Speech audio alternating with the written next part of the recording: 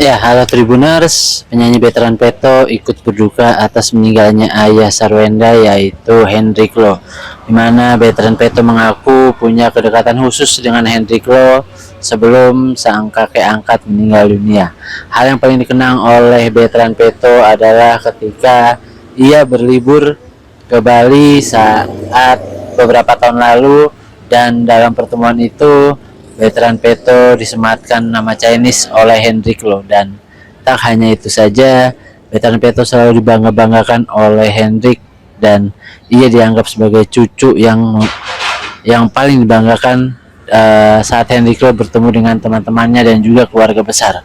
Sehingga hal itu menjadi hal yang paling haru buat veteran Peto, dan cukup bersedih ketika sangat bersedih ketika tahu Hendrik Lo meninggal dunia. Berikut wawancara bersama dengan veteran Peto. Prosesi terakhir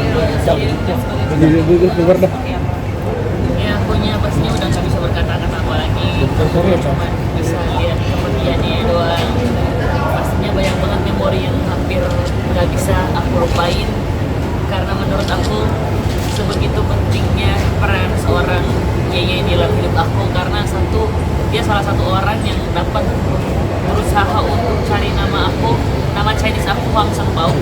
Jadi itu dia yang kasih nama dan dia yang cari nama itu sampai kemana gitu, sampai jauh banget dia yang cari nama itu. Jadi akunya sampai kayak masih, aku cuman kayak aduh benar kayak iya udah benar-benar pergi ya gitu. Sampai beberapa kali aku terus tanya ke diri aku sendiri, aku juga tanya ke teman-teman, ini pun mungkin tidur lah, mungkin dia lagi tidur kali, lagi capek kali, cuma istirahat doang kali itu. Jadi akunya kayak masih sampai sekarang pun masih belum terima gitu. Tapi ya Tuhan punya cara lain untuk bikin dia lebih bahagia lah gitu. Jadi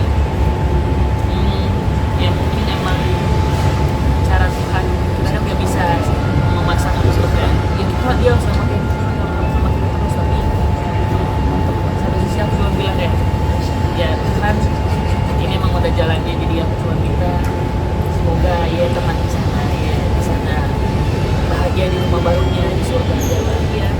Dan kita di sini aku sebagai cucu pertamanya pengen kasih tahu kayak kalau kita di sini juga baik-baik aja, dan aku pengen ngebanggain dia. Kalau cara nguatin bunda dan adik-adik, bunda kan terlihat terpukul sekali. Kalau untuk bunda sendiri, aku juga ngerasa kasihan banget, karena emang dia satu juga harus kerja, terus dia juga harus ikut di mana beberapa kerjaan yang harus diundurin karena satu dan lain hal untuk acaranya ini. Ya aku sangat bangga banget sama dia sih, karena menurut aku dia masih bisa untuk melanjutkan kerjanya dalam hal kayak gini. Jadi ya doaku buat bunda, atau aku cuma pengen yang terbaik aja untuk bunda. Aku pasti selalu akan jaga dia terus.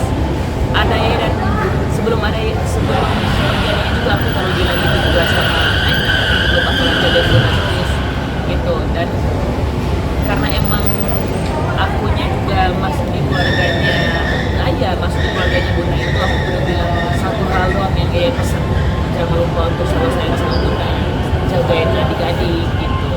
Aku yang itu nggak perlu disuruh ya, aku pasti jagain mereka terus. Momen kebersamaan apa yang tidak bisa dilupakan? Kenangan termanis yang tidak pernah aku bisa lupakan itu ketika aku liburan pertama kali di Bali sama Yeye. Liburan pertama kali di Bali sama Yeye, terus nama Chinese aku dikasih dia, karena aku tahu banget perjuangannya itu sampai dapat nama itu. Dan dia katanya cucu pertama gua harus punya nama itu, dan kata-kata yang selalu ada di pikiran aku itu yang aku paling ingat banget. Dia selalu ngebanggain aku ke teman-temannya kayak ini cucu gue punya cucu yang suaranya bagus gitu. Itu arti namanya. Arti namanya itu apa? Karena adik-adik juga punya nama Chinese-nya masing-masing. Ada nama Tania punya nama Chinese-nya, Talia juga punya nama Chinese-nya. Dia bilang kayak cucu gue yang cowok harus punya gitu. Jadi waktu itu aku masih sekitar umur 15 tahun mau beranjak ke 16. Jadi dicari sama dia sampai dapet. Kayak besoknya belum dapet, tapi dicari lagi sama dia gitu.